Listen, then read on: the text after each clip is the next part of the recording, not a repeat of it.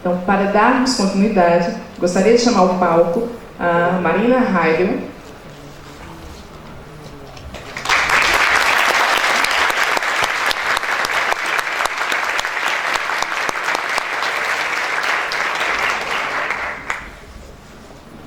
Marina Heidel é assessora da diversidade SEDUC Rio Grande do Sul, professora de arte, educadora, fundadora da Montenegro, mestranda em educação, membro da Câmara Técnica de Educação da FONGES, consultora TV Escola, MEC, sobre diversidade ativista LGBT, coordenadora também da Rede Transeduc.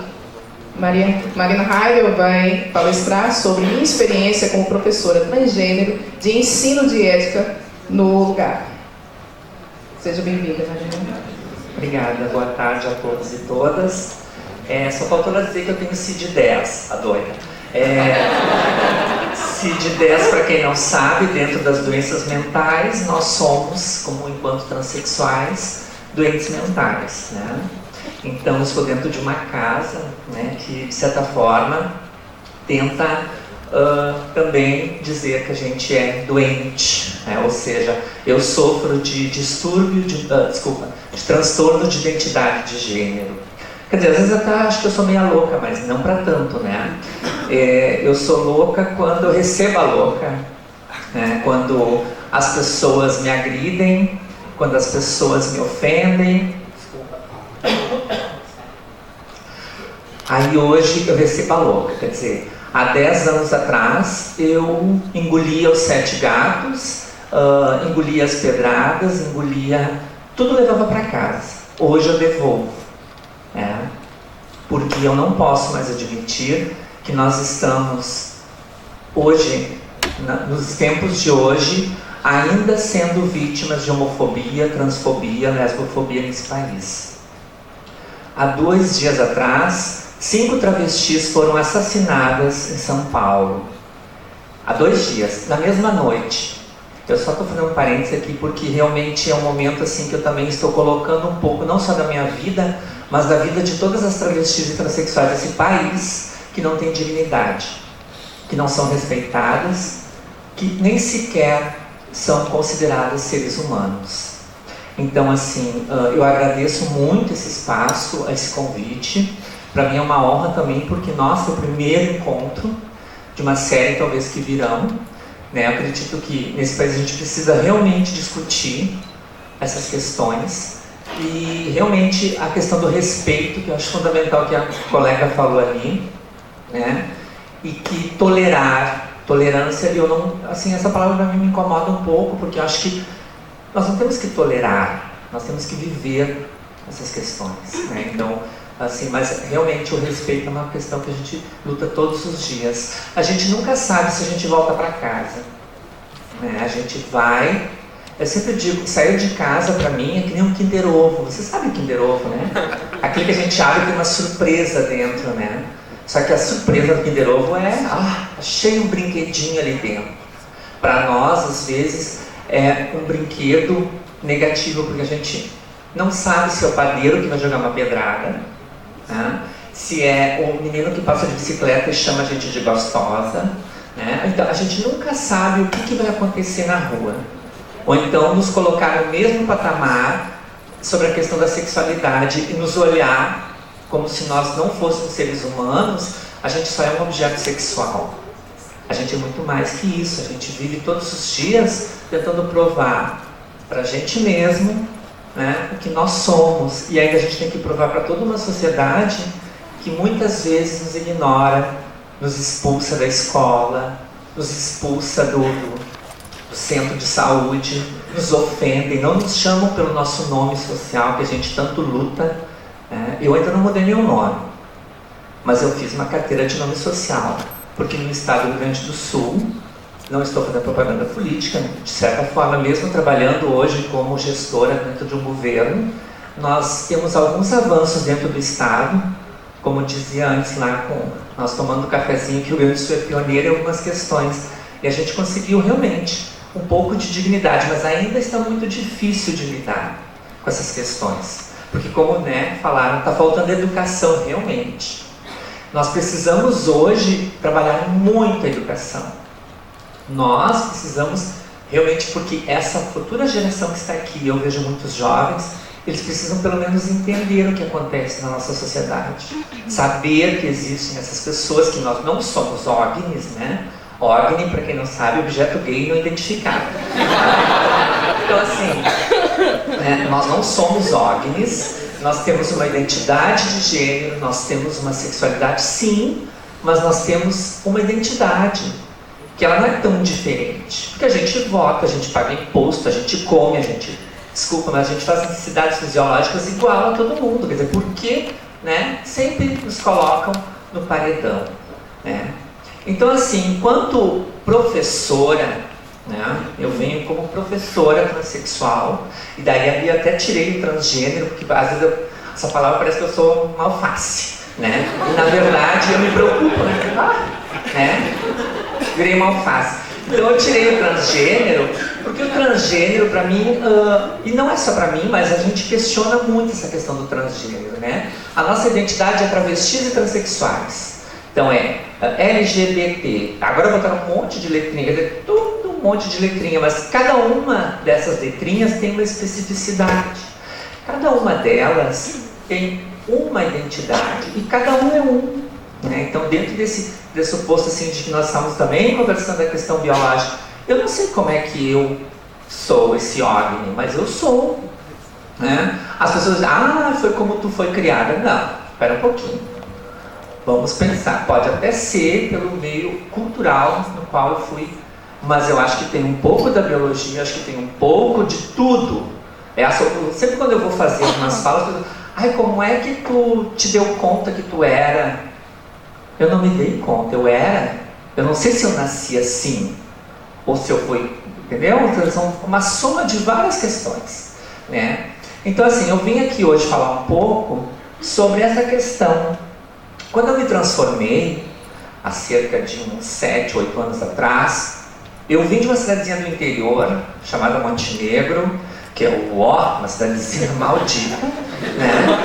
Porque é uma cidade pequena, desculpa se tem alguém aqui, mas é verdade, né?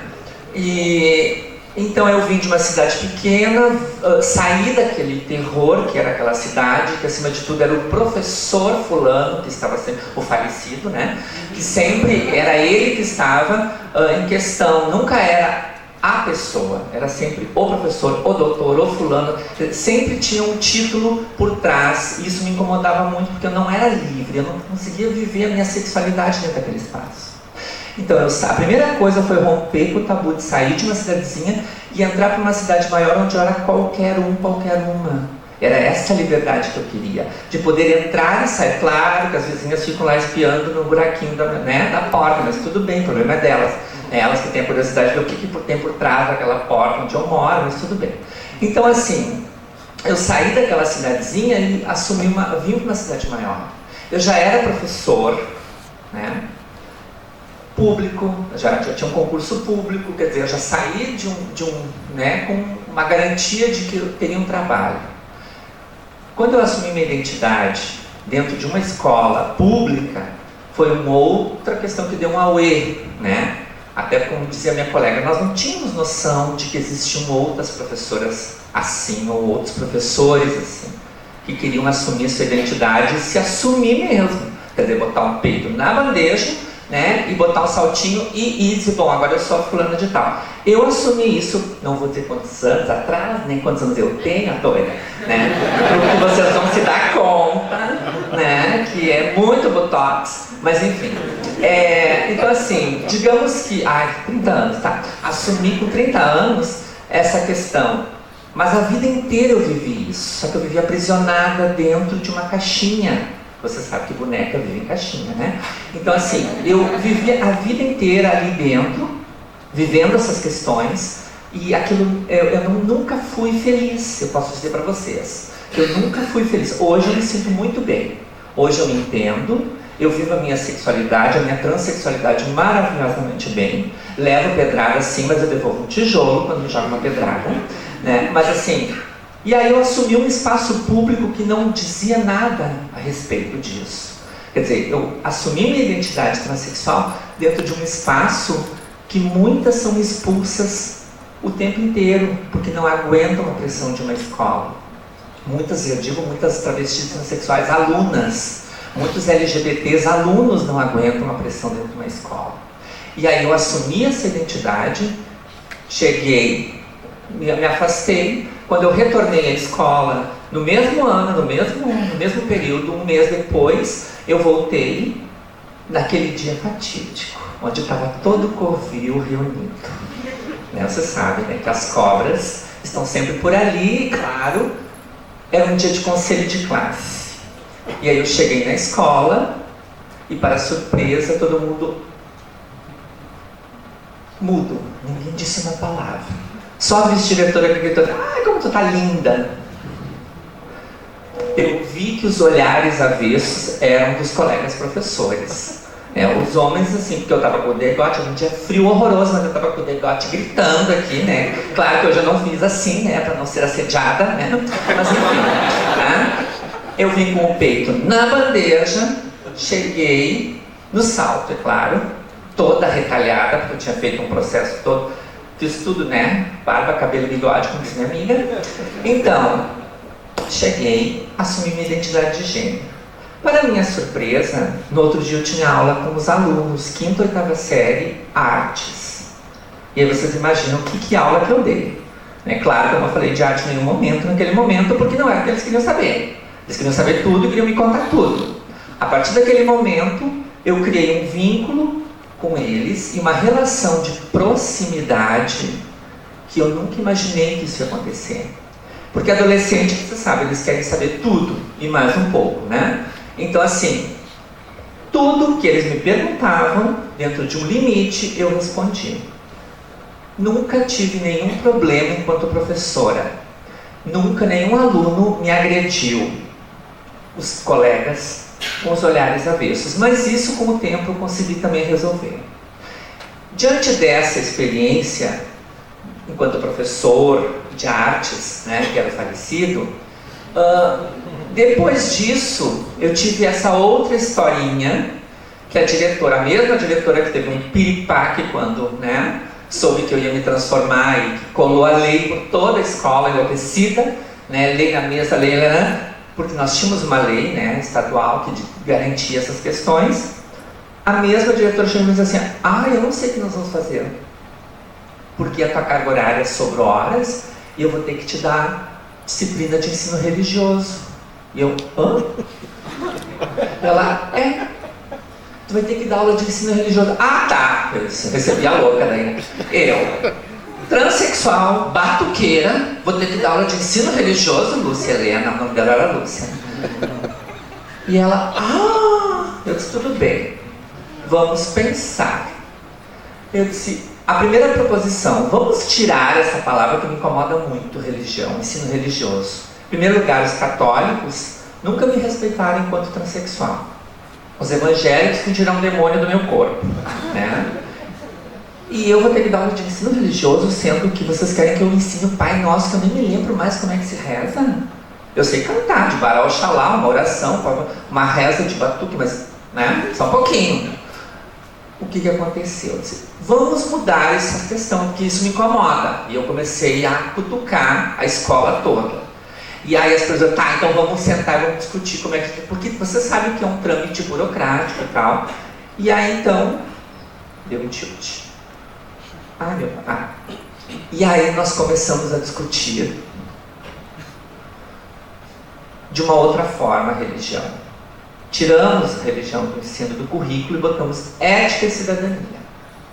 Bom, aí eu consegui trabalhar durante 8 anos sendo professora de ética e cidadania. Porque daí eu tirei aquele tabu da religião, né? Os meus alunos todos têm a diversidade na religião. Como é que eu ia falar de evangélico e de católico, né? Se os meus alunos também são africanistas, se os meus alunos também são espíritas, se os meus alunos também são ateus. Quer dizer, tem muitos que também dizem, eu não acredito em nada. E como é que eu ia falar dessas questões? Principalmente religiosas.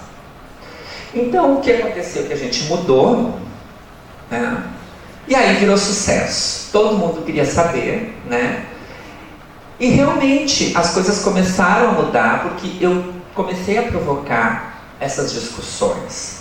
Desde a questão, né, do universo até como é que é o uso da camisinha. Por que as meninas de 14 anos engravidam sem desejar? Então, essa virou a aula de ética. Nós começamos a discutir questões do cotidiano dos alunos que não se falam em casa, né? Que não se discutem em casa sobre essas questões. E é claro que daí entrou também a questão... isso aqui, né? Eu trouxe só para ilustrar, né? Porque eu adoro os evangélicos, né? Porque eu queria que eles me curassem, me tirassem o demônio que eu tenho do corpo, né? Só que eles não têm condições, porque eles são incompetentes, né? Assim como um governo, e eu não posso falar muito alto, porque eu estou dentro de uma casa de governo, né? Claro, logo aqui perto. Mas assim, a história do kit foi uma palhaçada, né? A gente sabe que foi uma palhaçada, por causa desses evangélicos que estão no poder e que a gente não consegue tirá-los, né? E daí eu também digo que os gays, lésbicas também não conseguem chegar lá, porque muitas vezes os próprios gays, lésbicas não votam nessas pessoas e não colocam uma bancada lá para discutir essas questões. Nós temos um representante quando essa corja toda está lá, e daí não é só evangélicos, são católicos também fervorosos, quer dizer, é um bando de sem vergonhas que estão usando a religião para benefício próprio e para política nesse país. Então, quer dizer, quando a gente... E aí vem o maldito Bolsonaro usar a minha imagem, assim como as outras imagens que ele usou, né, para dizer o que a gente está tentando virar um mundo gay. Não é por aí. Ninguém ensina ninguém a ser gay, né? Ninguém ensina ninguém a ser travesti. E aquele kit nada mais é que um material didático, e na minha opinião ele também não é uma grande coisa. Nós temos mais de 100 publicações pelo MEC de materiais didáticos, de materiais pedagógicos. O kit era mais um.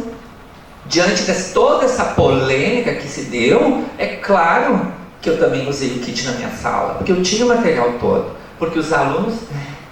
Um problema a tecnologia.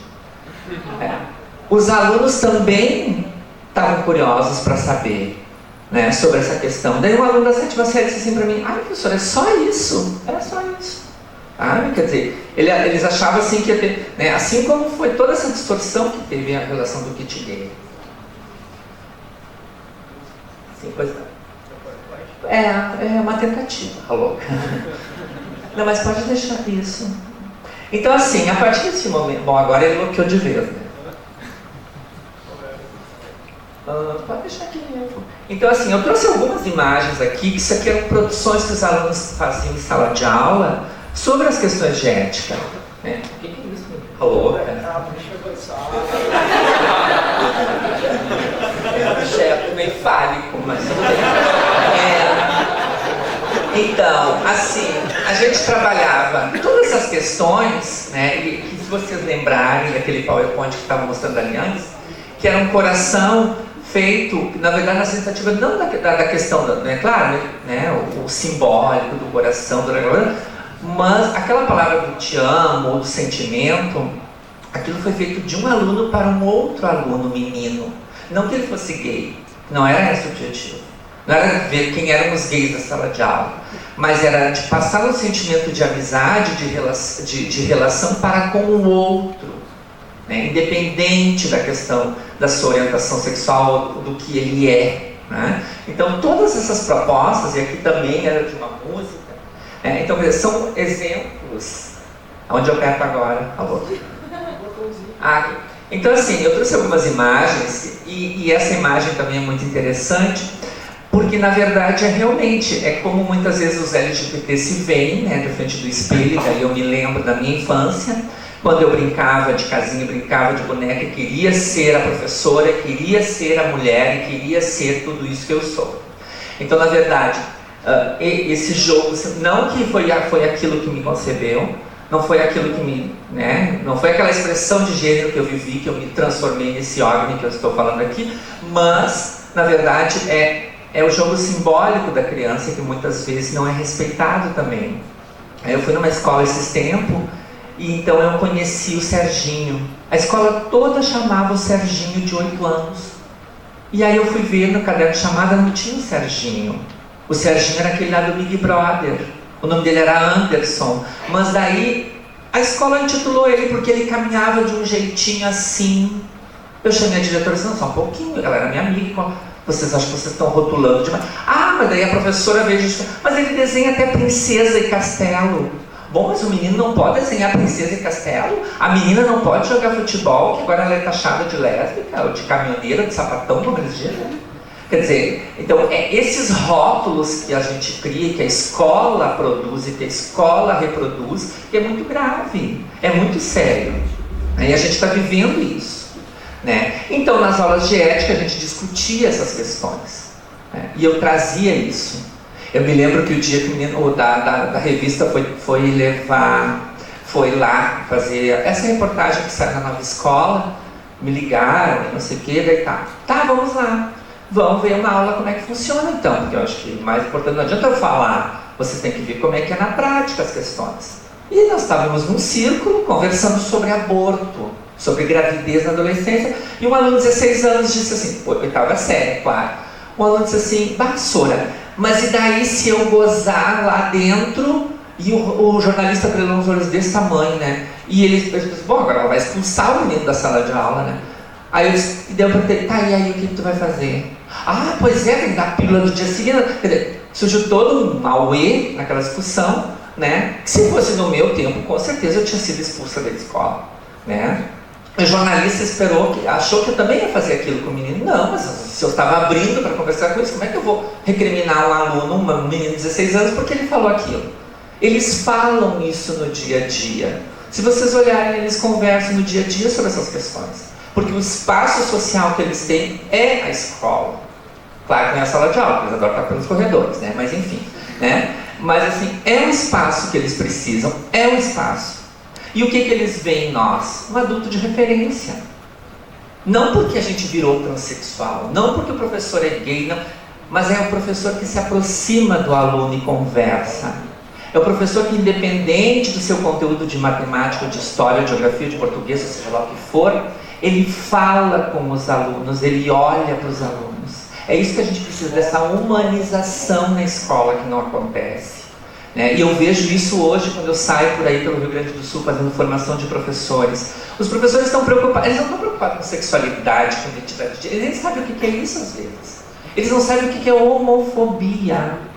Tem professores que não sabem, eu não estou aqui recriminando nem criticando, mas foi o que eles aprenderam lá na universidade, ou melhor, o que eles não aprenderam.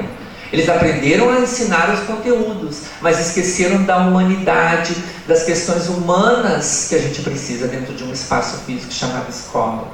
E aí quando vem um menino brincando de boneca, ou uma menina, é isso ou é aquilo?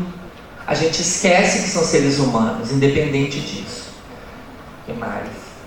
A louca, ela tem distúrbio mental mesmo, ela não sabe mexer. Aqui uma outra questão polêmica que eu trouxe na sala de aula, na aula de arte, porque daí eu já aloquei, né? Daí realmente, quando eu vi que eu podia falar de tudo e de todos, né? Vamos meter pedra no povo, já que o povo mete pedra em nós, né? Então eu trouxe essa obra de arte de um artista argentino, né? Para discutir na aula. Bom, né? Caiu a casa. Né? Caiu a casa, os alunos enlouqueceram, a professora também, mas eles entenderam a questão do que o artista estava falando neste momento, que eram forças, né? Seja o super-homem, ou seja o super-herói, ou seja Jesus Cristo, né? Que para muitos é algo, né? Mas eram forças que estavam em união. Isso foi a resposta que um aluno me disse. Professora, eu não vejo nada tão grave assim, mas eu entendo que são forças que estão em união. E quer dizer, não sei se era isso que o artista queria falar, mas eu queria ouvir o que eles tinham para dizer sobre a imagem. Né? E aí então, essa aqui é outra historinha. Loira. Oh, deu um tilt aqui. Tá. Oi? Então, se eu apertei 3 vezes... Bom, então assim, essa aqui é outra história, mas enfim. Eu trouxe essas imagens justamente para questionar, né? Quer dizer, para mostrar o quanto é interessante pensar, de um outro ponto de vista, a questão, né? Que a gente, de assumir esses papéis, de mudar um pouco o ciclo da história. Quer dizer, então, para mim, realmente, eu tenho várias experiências do dia a dia, enquanto professora, enquanto militante também não gosto muito, ativista, mas assim, a marca que a escola sempre me deixou foi uma marca de muita tragédia, porque a vida inteira eu apanhei na escola. Desde o primeiro dia até os 14 anos, eu apanhei na escola dos meninos, porque eu era assim, porque eu era assado, porque eu não sabia jogar. Eu fiz um gol em toda a minha vida, porque a bola bateu no meu pé e foi pra goleira. Não que eu tivesse conseguido. E o professor de educação física, aquele maldito, né? Desculpa os professores de educação física, mas ele sabia que eu era gay, ele fazia eu correr a escola toda enquanto os meninos jogavam futebol, porque eu não queria jogar futebol, ele fazia eu correr a escola toda que nem uma louca, entendeu? Então, essas questões, entendeu? Que eu guardo e levo para citar esses péssimos exemplos, porque a vida inteira a gente sofreu isso. Assim, e hoje, fazendo a minha pesquisa de mestrado, que eu converso com as minhas colegas professoras travestis e transexuais, que é a minha proposta, é realmente discutir diálogos de professoras travestis e transexuais, justamente é essa. Quer dizer, a vida inteira nós somos demarcados pela agressão, pela violência, a vida inteira a gente foi demarcada pela questão da sexualidade, e hoje quem nos olha com atravessamento são os colegas professores, não são os alunos, não são os pais, né? Então, quer dizer, são essas experiências que a gente traz. Então isso tudo fica muito marcado na vida da gente, mas a gente leva para um aprendizado também. Eu me lembro de um dia que entrou um padre na escola para saber quem era a professora de religião. E a diretora, muito sem vergonha, né, disse assim: ai, manda chamar a Marina. E lá veio a Marina, com o salto, né? Chegou o padre, olhou de cima a baixo. Ele estava tentando entender o que era aquilo em primeiro lugar. Que nem tipo um OVNI, né? Um objeto gay não identificado. Ele olhava: mas professora, né? Não sei o que. Ah, tá. Aqui o negócio é o seguinte: o furo é mais embaixo. Bem assim, eu disse. O furo é mais embaixo. Aqui nós discutimos sobre religião, mas nós discutimos outras questões também. Eu falo sobre camisa. Bom, quando eu disse isso, o padre: ah, então tá, querida, boa sorte, virou as costas. Ele sumiu, nunca mais apareceu na escola. Entendeu? Por quê? Mas o que o padre tem a ver com escola? Entendeu? Que religião é essa que acha que tem o direito de entrar no espaço público, né, que não é de ninguém, é de uma sociedade, e vai querer dizer o que eu devo fazer e o que eu não devo? Não, quem sabe o que eu devo fazer sou eu. A mesma questão das artes. Se eu tiver que trabalhar no artístico com meus alunos, eu vou trabalhar no artístico, sim, porque os alunos têm que entender sobre corpo, os alunos têm que entender algumas questões do mundo lá fora, para não ser essa besta quadrada que eu era quando eu tinha 14 anos. Então, quando eu saí, realmente, quando eu me dei conta que eu vivia a vida inteira apanhando de aluno e que eu ia para uma outra escola de ensino médio, eu ia continuar sendo, eu resolvi ir para o colégio de freira. Porque lá eu sabia que tinha magistério, que eu ia fazer magistério com 14 anos, que eu queria ser professor, e lá eu sabia que só tinha meninas. Então lá eu me libertei, lá eu consegui ficar longe das agressões dos meninos principalmente. E aí lá realmente eu consegui. Ai, 10 minutos, tá bom. Ah, tá, bem grande ainda, né? Tá bom. Tá bem que não é 5, mas enfim. Então assim, são essas experiências que a gente enriquece o tempo inteiro. É 10 com pergunta? É 10 com pergunta? Ah, tá. Não tem muita pergunta também, né? Por favor. Mas enfim, eu disse que eu ia fazer um show, mas é como a minha única experiência é ficar nua no palco, então não tem como. Mas, então assim, a gente vive essas questões do dia a dia, mas assim, o que eu trago mesmo são as experiências do dia a dia, porque vocês não imaginem, se pra nós, se pra gente normal, entre aspas, né, que eu sou normal, mas eu digo assim, para as pessoas heterossexuais que acabam sofrendo de agressão homofóbica também, vocês, se forem ler as mídias hoje, vocês vão ver que pai já perdeu a orelha que estava ao lado do filho, irmão gêmeo foi assassinado em Salvador há pouco tempo porque estava brincando com o outro irmão. Quer dizer, os próprios heterossexuais hoje estão vivendo, né, as agressões homofóbicas. Então daí dizem, porque a lei da homofobia... Gente, matar uma pessoa com um tiro é uma coisa, agora matar com 28 facadas é outra novela, né? Quer dizer, é outra historinha. Vamos ver que ódio é esse. Eu sempre tenho dúvida quanto a esses homofóbicos que têm ódio. O que eles têm? Que ódio é esse que eles tentam passar para essa sociedade? Será que eles queriam ser que nem eu e não tem coragem? Os skinheads, para mim, são todos uns boiola embutidos. Tá? Desculpa o termo, mas é os termos que a gente usa mesmo, né? No bate-bate lá das monas, como a gente fala, né? Pra quem sabe o que eu tô falando, né, doida? Agora eu vou ver quem é que sabe o que eu tô falando, né? Mas enfim, assim, o bate-bate, né? No bate, os carequinha lá, pra mim eles são uns gays enrustidos, sim. Assim como esse maldito Bolsonaro, que eu nem deveria falar o nome dele aqui, porque estou dando mais ibope para aquele maldito do que eu, mas enfim, sabe? Quer dizer, são coisas assim, ó. Por quê? O que leva um ser humano a matar um menino de 14 anos? Eu nem trouxe o vídeo aqui porque eu não queria ver ninguém chorando hoje no final do evento, né? Porque é um vídeo, se vocês forem lá nos documentários, lá no depoimento da mãe do menino falando, o menino de 14 anos foi assassinado por 3 animais, que para mim são animais mesmo, irracionais, porque matar com requinte de crueldade, como fizeram, né? Durante 3 horas, torturar, arrancar os dedos das mãos do menino, né? Extrair as unhas, tudo, uma tortura mesmo, isso aí para mim, não, desculpa, mas não são seres humanos normais.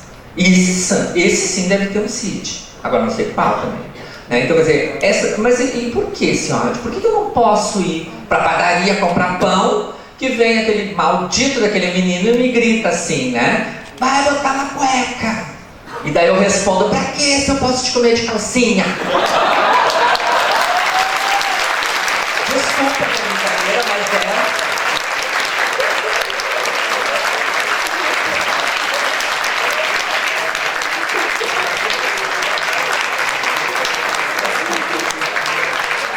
Desculpa minha brincadeira, se tem crianças de menor e fecha os ouvidos, eu esqueci de avisar. Porque realmente, gente, a gente acaba desse, tu pode ter título do que tu tiver, tu pode ter a vida, mas é um extremo da pessoa perder todo, né, e jogar de volta a resposta, seja ela qual for. Porque a gente também tem que estar sempre antenada, né, e não é só uma pedra, às vezes é um tiro que a gente leva. Como essas meninas que foram assassinadas agora no dia 7, mandaram ajoelhar e deram 3 tiros em cada uma, na calçada de uma rua. E se a gente que vive no dia a dia, essas pessoas, essas imagens aqui, ó, é do Presídio Central de Porto Alegre, que nós conseguimos também um avanço para as meninas travestis e transexuais que estão encarceradas lá dentro. Não que elas não tenham cometido delito, cometeram delito sim, senão elas não estariam lá. Mas o delito delas maior é viver de... Ai, tá bom, alô. Já sei, eu já vou terminar. Mas o delito maior delas é viver sobre agressões dentro de uma cela, sendo estupradas sem querer serem estupradas. Serem agredidas, como essa menina que está aqui de costas, que ela estava toda roxa de apanhar dentro de uma cela. Se numa cela normal, que cabem 6, vão 30 homens e 2 travestis, vocês imaginem o que acontece. Quer dizer, então, nós conseguimos também fazer com que essa ala seja criada dentro de um presídio. Aí vão dizer, mas que fim do mundo. Não, mas é o fim do mundo mesmo. Nós precisamos de ver o fim do mundo mesmo para ver esse tipo de coisa. Quer dizer, a menina não pode usar roupa feminina dentro do presídio porque ela é um homem vestido de mulher. Assim como disse um juiz lá no Sergipe, para uma travesti, uma transexual, desculpa, que ela foi expulsa da universidade por ser um homem vestido de mulher e causava tumulto por usar o banheiro feminino. Ela processou a universidade. No dia que ela foi lá, que o processo dela ia acontecer a audiência, ela foi proibida de entrar dentro do fórum porque ela era um homem vestido de mulher, dentro de um fórum. Quer dizer, então, essas coisas que acontecem. Então, se para nós o dia a dia é muito complicado, imaginem para elas. Então, nós conseguimos, através de um projeto, Secretaria de Direitos Humanos do governo, e juntamente com a parceria da Associação das Travestis e das Transsexuais do Rio Grande do Sul, que quem coordena é a Marcele Malta, nós conseguimos criar uma aula específica para as travestis. E a ala mais organizada, é a ala mais limpa, é a ala que tem mais organização e administração dentro daquele espaço. Onde no presídio nós temos 5.000 homens, com a capacidade que era 3.000, nós temos 5, né? Nós temos 40 travestis e transexuais dentro desse espaço. Então, quer dizer, é um novo avanço. Por isso que eu achei importante, porque a gente foi, inclusive, visitar essa aula. O pessoal da universidade foi junto, a gente foi numa disciplina visitar semestre passado. Eu achei importante trazer, porque realmente, quem é que nos colocou na marginalização foi a própria sociedade. Quem nos expulsou da escola, quem nos expulsa todo dia do posto de saúde, ou nos ofendem, ou às vezes até expulsa da própria família, ela vai parar onde? Na calçada. Ninguém vai dar emprego para travesti, a não ser que tu faça um concurso público, mas tu tem que ir de homenzinho vestido primeiro. Porque muitas fazem isso. Amarram o cabelo, inventam qualquer coisa para fazer um concurso ou para entrar na escola. Isso não precisaria acontecer. A gente não consegue se assumir como é. Então, assim, a sociedade diz, são marginais, estão lá na calçada, estão matando, estão assaltando, estão roubando. Então, sim. Porque foi assim que a gente aprendeu. Foi assim que a sociedade o tempo inteiro nos jogou. Para a calçada, para a esquina, aonde estão logo ali os ratinhos no esgoto. Então, quer dizer, então as pessoas dizem, mas são sim, com certeza.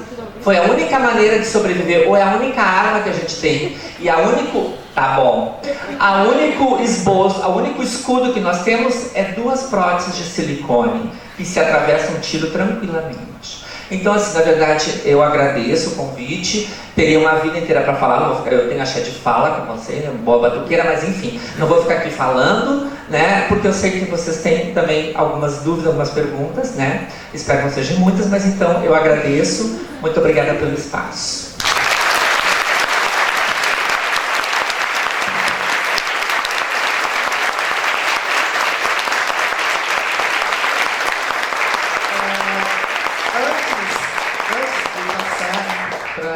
Perguntas da plateia, os comentários da plateia, só 2 pequenas observações, 2 pequenos comentários. Saindo um pouco da formalidade, né, aquele confere, né? Os 10 minutos foram para todos os congressistas, né? E, aliás, para os outros já foi logo tempo esgotado, então para você teve 10 ainda. Não é transfobia, né?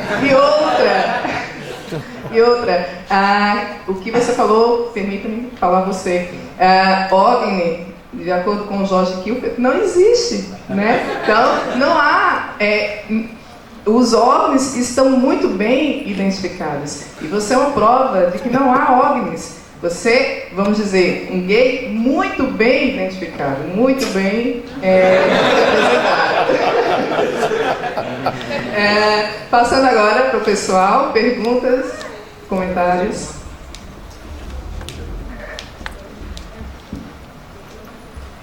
Boa tarde, Marina. Meu nome é Fabrício. Pelas minhas leituras, eu me interesso bastante pela questão da educação, o debate da diversidade sexual na educação, apesar de não ser da área, eu tenho algumas leituras nisso. E a gente constata que a escola não aborda a questão da diversidade sexual no sentido de promover, através da educação pública, principalmente, a cidadania LGBT, né?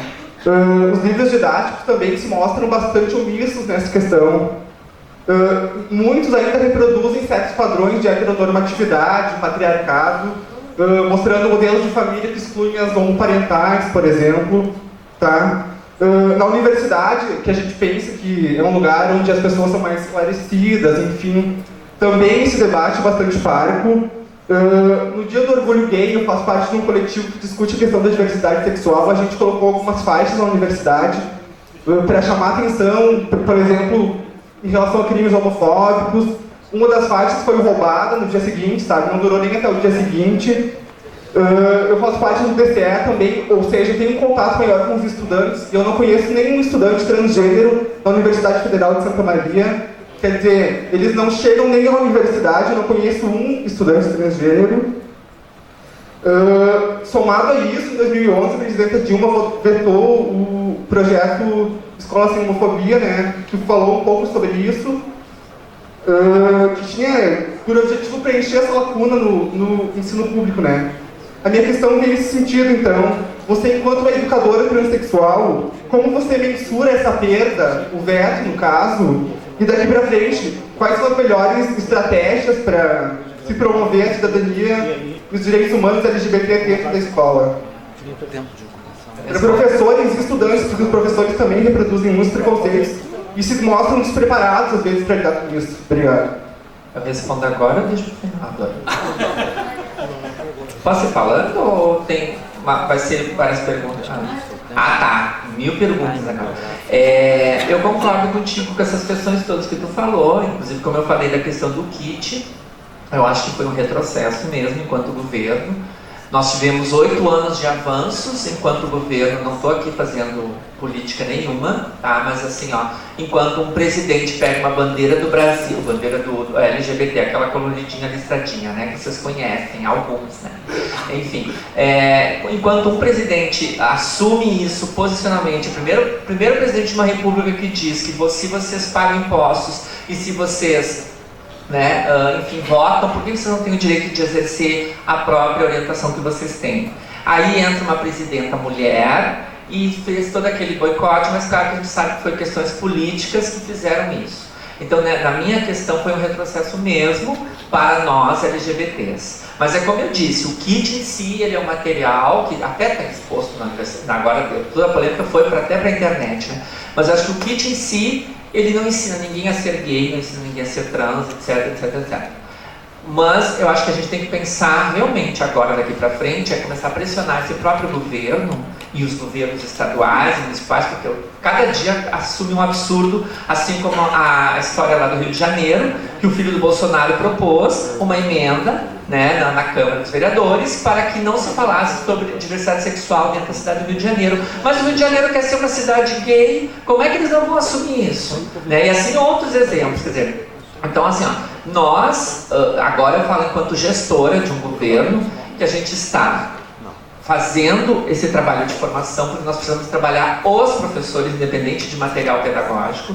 Nós precisamos que os professores entendam e que eles têm preconceito, sim, assim como nós temos, quer dizer, mas eles precisam trabalhar essas pessoas para tentar começar a semear alguma coisa. Mas é uma lição árdua, porque são 80.000 professores no estado do Rio Grande do Sul. Se eu conseguir catequizar, né, como os índios foram catequizados, se eu conseguir levar 10 ou 12, eu já me sinto resolvida. Não porque como eu digo, eu não vou fazer milagre. Não sou Jesus, quem sabe numa nova versão trans, né? Mas enfim, né? Mas a gente não vai fazer milagre, mas eu vou tentar mostrar, não enquanto transexual, mas enquanto professora, que eu fiz alguma coisa sim, e que deu resultado. Meus alunos não estão queimando índio em praça pública, os meus alunos não estão apedrejando mendigo em praça pública. Né? Então, isso eles entenderam, o que era uma professora trans, o que é ser transexual, o que é ser hétero, o que é ser gay, o que é ser viado, vamos dizer assim. Né? Quer dizer, eles entendem isso, porque eu acho que parte dessa questão da educação. O que é mais? Só mais 2 perguntas. Vamos no horário. Tá, eu gostei muito assim, da tua postura. Você tem uma postura bem incisiva, assim, bem humorada, de você falar que você foi lá no conselho, na reunião do conselho, com o decote gritando, e que você dá aula de salto alto e não tem medo de levar esses temas mais polêmicos para a sala de aula. E eu senti um contraste muito grande, né, com uma menina que eu admiro muito também, a Luma Andrade, que é, né, a primeira doutoranda assumidamente trans do Brasil. Ai, que ótimo! E que também trabalha essa questão de educação, né, e o doutorado dela foi sobre alunas travestis. E só que ela fala um negócio que eu não concordo muito. Ela fala que as mulheres travestis e as mulheres trans, elas têm que ter uma postura muito discreta até você conquistar o seu espaço. Você tem que ser muito discreta, não chamar atenção e engolir sapos. Ela fala que o caminho é engolindo sapos até você estar numa posição muito segura e tal, e, digamos assim, não incomodar ninguém, não chamar atenção. E eu gostei muito de ver que a tua postura não é essa, sabe? Você chega com o pé na porta mesmo, eu acho isso muito importante. E eu queria saber se você se sente pressionada, a mudar o tom, né? Ser mais discreta, ser mais educadinha, ser mais passiva. Essas coisas que são cobradas das mulheres, de todas as mulheres, muito mais das mulheres trans. Dizem que se eu não me comportar, eu perco o laudo, né? A doida. O laudo de transexual. Mas assim, eu não, assim, eu vou ser bem sincero, eu conheço muito pouco Luma, assim, porque até ela não tem contato com o movimento travestis e transexuais. Ela vive dentro de uma universidade, terminou seu doutorado e tal. Mas essa postura de ficar dentro ou ficar discretinha, no meu caso, é impossível, né? Vocês olham assim, tá travecão aqui, né? Quer dizer, é impossível, né, a gente passar desapercebida numa sociedade como a nossa. Porque os gays e lésbicas até passam, né? Se o gay não rebolar muito, se a lésbica caminhar no truque, até ela passa. Agora eu desse tamanho, primeira coisa que eles vão olhar é pro pezinho dela, né? E pra mãozinha, que, né, uma pequena mão, que serve muito bem para dar uma bofetada em alguém. Mas enfim, eu acho assim que, no caso, não sei por que nós temos que viver dentro dessa heteronormatividade. Quer dizer, por que agora eu vou virar uma mulher trans e aí eu vou ter que me comportar como as mulheres ou como, né? Então eu concordo nesse sentido, assim, que claro, eu não quero sair chamando atenção correndo nua pela cidade, né? Mas eu quero ser notada sim, porque através desses espaços não é eu, Marina, que estou aqui, mas é todo o movimento de 1.400.000 ou mais travestis e transexuais que nós temos no Brasil, que não têm dignidade, não são respeitadas. Então, quer dizer, quando eu digo eu sou convidada, eu falo em nome das travestis e transexuais, principalmente. Não que os outros movimentos L, I, G, I, D, e não sei o que, não são também, devemos falar, mas eu acho que nossa população é a que mais sofre o dia inteiro, o tempo inteiro. Haja visto que nós somos mais de 1.400.000, pelo último censo, menos eu, que não foram na minha casa, mas enfim, né? Então, nós somos mais de 1.400.000 travestis e transexuais nesse país, sendo que 70% da população dessas pessoas que não chegaram ao ensino fundamental. Quando tu diz que não tem nenhuma na Universidade de Santa Maria, eu acredito que sim, que não tenha mesmo. Porque as que se sobressaem fazem como eu fiz, viveram na caixinha a vida inteira e depois se assumiram, ou levam pedrada, mas vão até o fim. Quando eu digo que eu sou a primeira transexual dentro de uma universidade federal a fazer mestrado, não é porque eu preciso de título, não, muito obrigada. Eu não preciso de título nenhum. Eu só quero mostrar que é possível sim, e que eu posso ser professora, que eu posso exercer um cargo público e que eu posso estar lá na frente, falando talvez para vocês ou para qualquer pessoa. Então é nesse sentido. O que mais? Última pergunta. Vamos lá, Júlio. Eu vou começar a cobrar. Se tu acredita que, se tu tivesse te assumido a tua identidade de gênero, enquanto tu ainda vivia no interior, enquanto tu ainda era jovem, tu teria chegado onde tu chegou hoje como professora? Acho que não. Acho que não, querido. Porque, olha, viver, assim, hoje, as meninas que estão na minha cidade, na minha terra natal, como eu disse minha amiga, elas têm até uma mulher trans lá, que fez cirurgia há pouco tempo, então, nossa, passeia na rua, né? Porque ela já nasce de saltinho, né? Hoje, né? Há 30 anos era difícil, mas enfim, hoje nós temos uma visibilidade. Eu não sei se foi por mim ou por outras pessoas que vieram depois, mas hoje é mais tranquilo. Agora, se fosse eu há 10 anos, primeiro que eu tinha sido demitida da função, porque eu trabalhava com educação infantil, entendeu? Que eu ia ser um péssimo exemplo, né, na concepção das pessoas. Eu trabalhava lá numa escola particular também e na pública, quer dizer, eu ia ser demitido, tenho certeza disso. Daí eu dizer que eu era incompetente, né? Também não dizer que eu era trans, ou que eu era o que eu era, eu era incompetente. Mas eu tenho certeza que eu não ia ser respeitada, não. Hoje eu chego na cidade e faço carão pro povo, entendeu? Eu bato o cabelo, tá? Eu não tenho muito, né? Mas bato o cabelo pro povo. Ainda mais se me olha atravessada, né? Aí a mão, 5 dedos pequena, vai. Tinha um rapaz ali muito simpático, a louca. Marina, pergunta extra do Sérgio Vila. Só uma perguntinha. Marina, prazer te ver, prazer te ouvir também. Eu sou o Sérgio Vila, trabalho com a Liz, também com o Conselho LGBT da Liz. Eu queria fazer uma pergunta, é um pouquinho polêmica, mas eu tenho muito boa intenção nessa pergunta, na verdade. Eu estive no congresso lá na conferência, né, do Rio de Janeiro, e várias questões foram discutidas e tudo. E foi feito, logicamente, um documento que ia ser encaminhado para a Conferência Nacional, a segunda Conferência Nacional foi convocada e tudo mais pela Dilma, não tanto talvez por boa vontade da Dilma, mas por uma questão de tradição, seguiu o que o Lula tinha já estabelecido, né, muito bem, sendo o primeiro presidente a convocar uma Conferência Nacional sobre esse assunto. E um dos pontos que se levantou lá foi a questão justamente da inclusão das travestis, transexuais, né, dentro da universidade. E a primeira coisa que se pensou, meio que seguindo um pouco o padrão das cotas raciais, foi pensar nas cotas para pessoas que são travestis ou transexuais, ou como dizem outros, transgêneros, né? Eu achei interessante esse ponto, mas ao mesmo tempo achei um pouco problemático por uma questão que você acabou de colocar agora.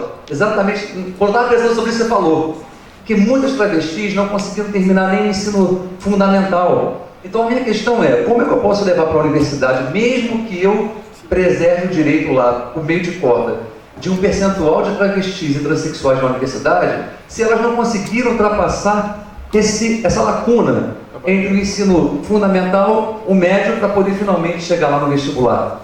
Então a minha pergunta é a seguinte: existe algum programa aqui no Rio Grande do Sul, ou a Associação de Travestis e Transsexuais já pensou nisso, para inserir essas travestis e transexuais excluídas da escola, ou que fugiram mesmo da escola por causa da perseguição, de volta ao contexto escolar?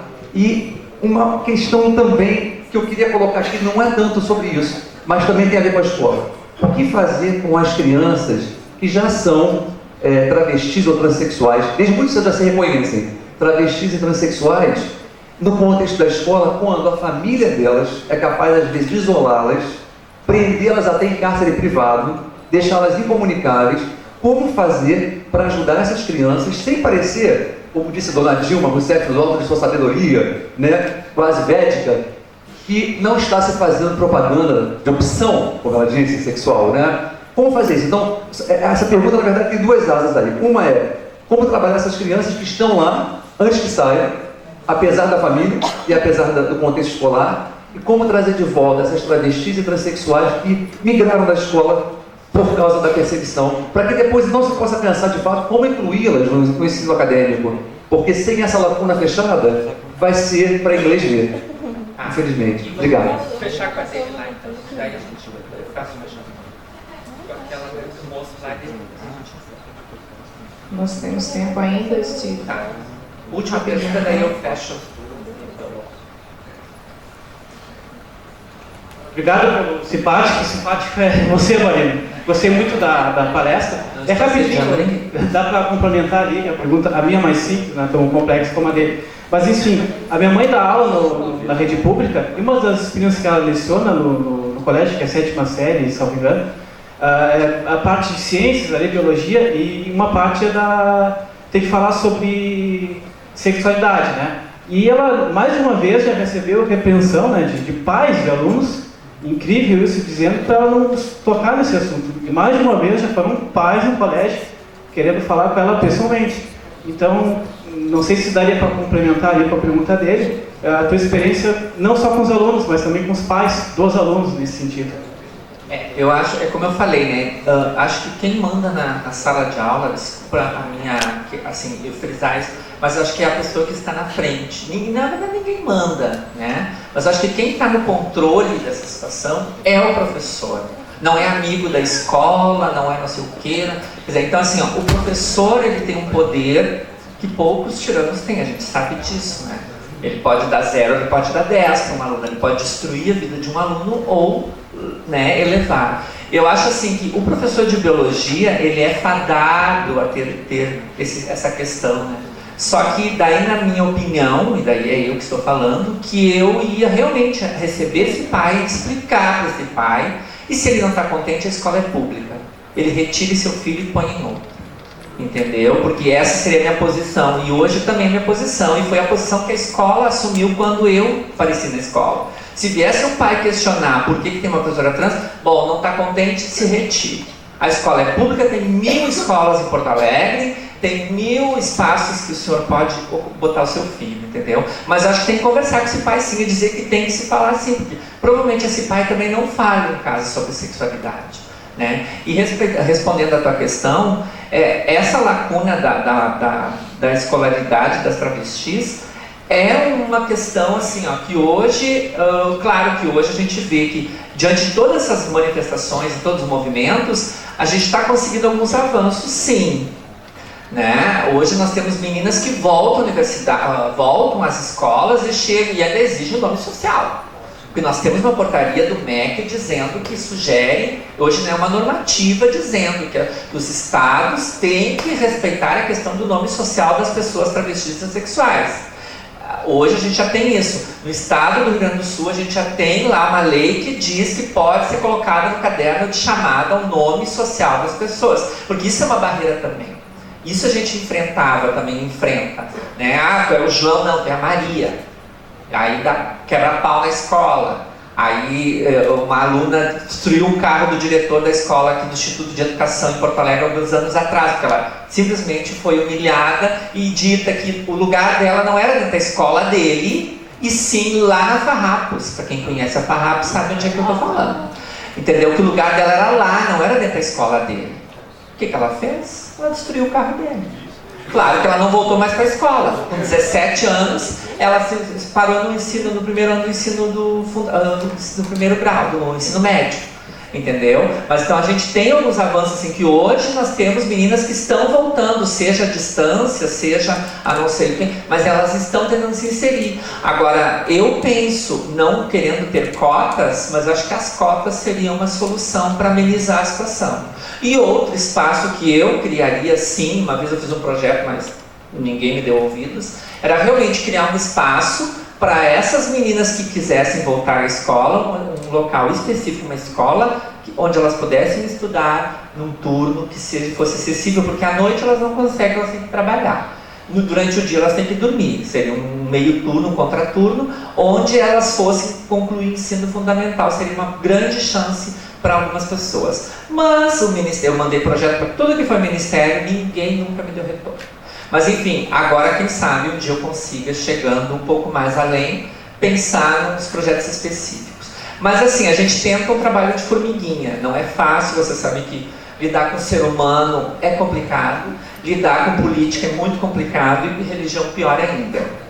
Né? Então assim, a gente tenta fazer um espaço, a gente vai construindo, né? Eu tenho andado por tudo que é lugar, vocês nem imaginam onde, né? Mas enfim, né? Só não fui ainda em Cabaré para falar que não tem necessidade, porque elas estão bem instruídas. Mas outros lugares, eu tenho ido a todos os lugares que eu posso e que sou convidada, até em Roda de Capoeira eu já fui esses tempos aqui em Porto Alegre. Porque realmente são esses espaços que a gente precisa trabalhar. São essas pessoas heterossexuais, como diz meu chefe. Nós não precisamos falar para bicha. Bicha já sabe de lei, já sabe tudo. Nós precisamos catequizar os índios, né? Não estou chamando ninguém aqui de índio, mas enfim, a gente precisa fazer realmente essa fala para as pessoas que não sabem o que é uma transexual, ou que uma transexual pode estar aqui, ou a diferença, não vou perguntar também agora, a diferença entre uma travesti e uma transexual, quer dizer, sabe? Então, quer dizer, mas são essas questões.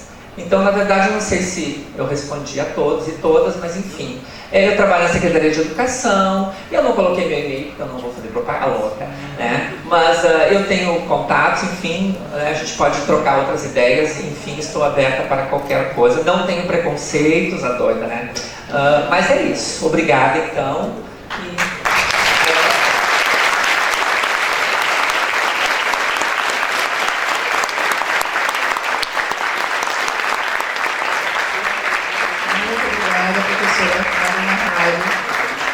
É uma honra para todos nós. Alguém roubou minha máquina, a doida. E não tem travesti.